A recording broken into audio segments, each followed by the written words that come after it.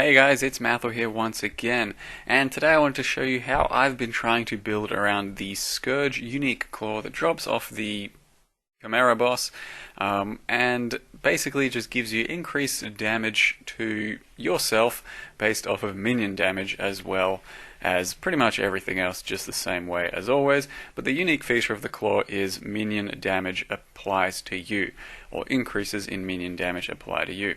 So essentially I've gone out and made what is pretty much just a Dream Feather type build, but changed completely for the Necromancer class, for claws, crit, and low life. Because I decided there were one of two ways to build this thing, either Assassin or Necro. You could probably also do Pathfinder, and I wanted to try and make it energy shield based so it wasn't as close to Dream Feather as humanly possible, and I did think that Spectral Throw was going to be the best way of scaling the damage here. Since projectile damage is still such a good scaler of all types of damage, and especially double dipping on poison, then it just kind of makes sense. The alternative would have been Lacerate with a Varanastra main hand, and let's just say Scourge as a stat stick in the offhand. But we decided to go Spectral Throw, and as a Necro and low life. Now we went low life just to get additional auras, essentially, so that I can have a bit more of a benefit from the Necro passives, which I'll show you in a minute, but that's why I went low life. If I was Assassin, I'd probably still be CI.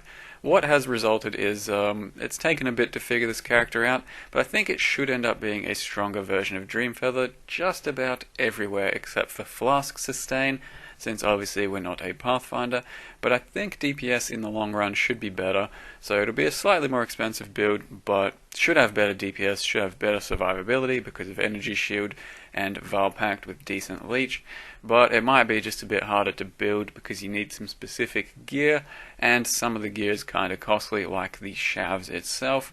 Everything else really depends up to your budget, but it's still kind of early days. I'm level 85, I think, with a 5-link Shavs, so I can't fully test the potential of DPS yet, and this is just what it looks like on normal at series so far. I do think it's capable of Uber at the moment, and if you remember Dream Feather farmed Uber very easily. It just struggled with trash a bit because of the no Val Pact issue, which will be fixed in this build.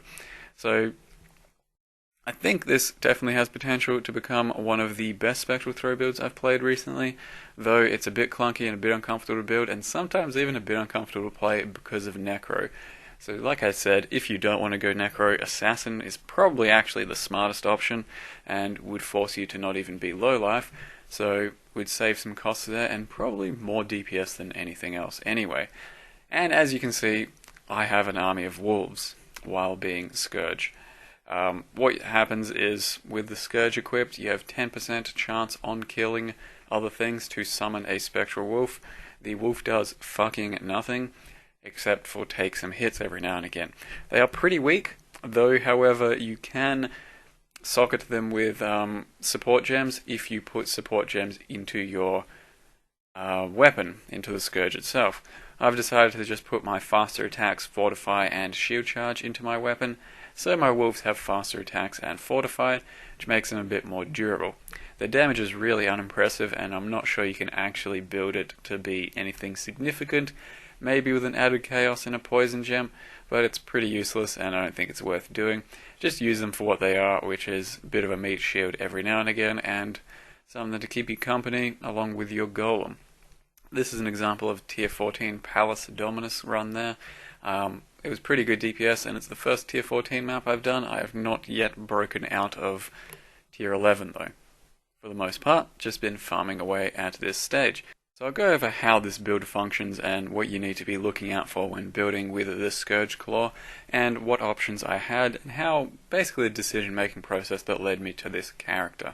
I'll go over everything about this character right now and how it functions. It's currently a level 85 Necro Witch, and there's some text if you want to see it. The claw we're building around here is the Scourge. Now, the important thing here is increases and reductions to minion damage also affect you. Without that, and without the 70% increased minion damage, it's just a 240p DPS claw, and it can summon wolves every now and again, which really isn't the main focus of the build at all. So to go over the minion damage for starters, what that means is essentially these increased minion damage skills. So minion damage, minions deal 15% increased damage.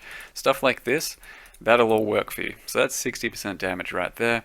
There's another 30, and nodes such as this one, 15%, 15%. Those are probably the only two other worthwhile nodes taking on your tree when building around this.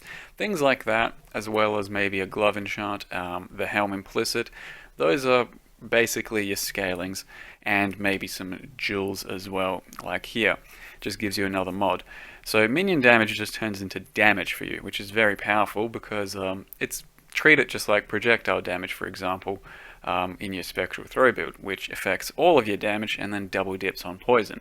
But basically, it'll just turn into damage there. So like 10% increased damage, for example, that's the same as minion damage. So it's very strong for you, but don't go out of your way to build around it too much, because you can't really go too far out of your way without losing efficiency.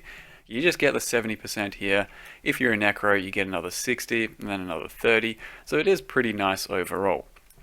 And the minion damage gem, if you're wondering, it says more minion damage, so that doesn't affect any of your damage, because it says increases and reductions to minion damage, whereas the minion damage gem is more. So anyway, that's the claw, and that's how that all works.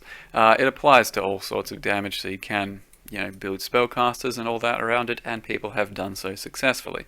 The way I've chosen to build the character is to go, initially I wanted to be CI, and just CI claw based with projectile damage, all that. In the end we decided to go low life because of this one passive here. Auras you cast grant 10% damage, 5% attack speed. So the more auras you have, the more damage and attack speed you're going to get. So we currently have blood magic attached to haste and clarity. Don't really need clarity, but it is an extra aura that gives damage and attack speed. So we throw up our blood magic there. We're now low life, which doesn't matter for the build at all, since we're not using pain attunement, and clarity. And that gives me a whole bunch of increased damage there. And then the rest of my mana, I'm running Blasphemy Assassin's Mark, Blasphemy Projectile Weakness, and Discipline. So in the end I have 3 auras, could do more, but I need the Blasphemies, and there's not really much else I want for auras. Bit unreserved there, and that's our current tooltip in town. It's split roughly halfway between Fizz and Chaos, but one of the other important things about Necros is your offering skills also affect you. If you're like me, you had no idea what offering skills are. The one I've gone to go with is a Spirit Offering, and this one does minions gain 29% of their physical damage as extra chaos, as well as some resists and some energy shield. So what you do is you throw down your corpses with Desecrate, pop that, and that affects you for the entire duration, meaning I now have a lot more chaos damage than I otherwise would have, and some resists, which is also rather nice. So that makes for some good resists, so does the aura, and some chaos damage. As you can see, we go from 580 to 870, all the way up to 740 to 1300. It's a very nice DPS boost, and it's the one I've chosen to go with. There is also Flesh Offering, which will give you attack speed, cast speed, movement speed. I don't think it's quite as good for me because I am scaling a lot of Fizz. If you're using something similar and have absolutely no Fizz scaling and you're using pretty much entirely the added Chaos Gem, then Flesh Offering is probably better for you. So that's the gist of the build. You're running a Necromancer just to have these offerings affect you, as well as all the added minion damage from the tree, and a few little aura perks. Ultimately, it might be worse than an Assassin, but the one perk this does have is the poison immune monsters, like the Hydra for example. Since you're not as reliant on poison damage, it is still a big part of your damage. You'll do better against those because your flat chaos and flat physical is a larger percent of your damage than just the assassin nodes, which give you extra poison damage in the end. So it might be better, it might be worse, but this is how I've decided to do it. And if you're starting from scratch, I'd probably recommend doing an assassin as CI, since Shav's kind of costly and it might not be worth it. In any case, running a Dodri's Damning for extra curse, crafted a pretty damn good steel ring to fill out fizz damage and accuracy. Build does need a lot of accuracy, so there's accuracy on the amulet too, not a very expensive one, and currently running at 85% accuracy, so could get better, and I might end up dropping face breakers for a high ES and accuracy pair of gloves, but for now I'm pretty happy with my face breakers, and 8k ES is fine for me. I've built exactly how much I needed. You guys can build how much you need. You can certainly go higher. A 500 ES shield with pretty much nothing else, just a resist and mana regen. Spectral throw damage enchant hubris with pretty good ES and no real resist. And a self-crafted belt that I used with Hatred Essences, I believe, which has some reduced flask charges used. I went with 80% chance to avoid being stunned boots, bought those just as a base for a couple of chaos, and then tried to craft whatever I could on them.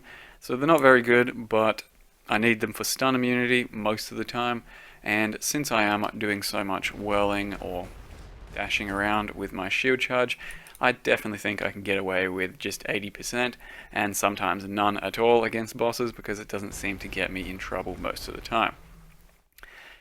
That's my blasphemies, that's my proj weakness, Assassin's Mark attached to blasphemy and an enlighten.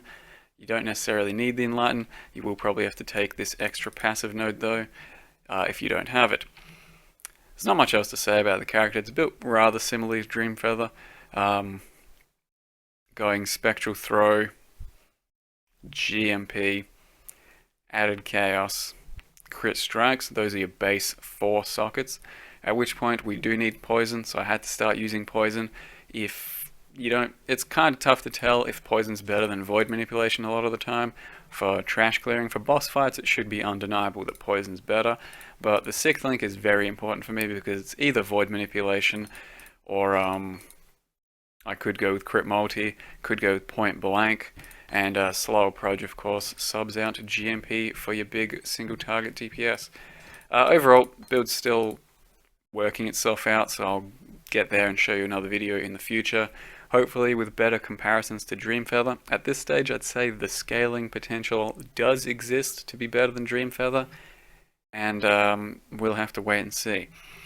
So that's how you build around Scourge, that's how I've built around Scourge. Thank you very much for watching, and see you guys next time.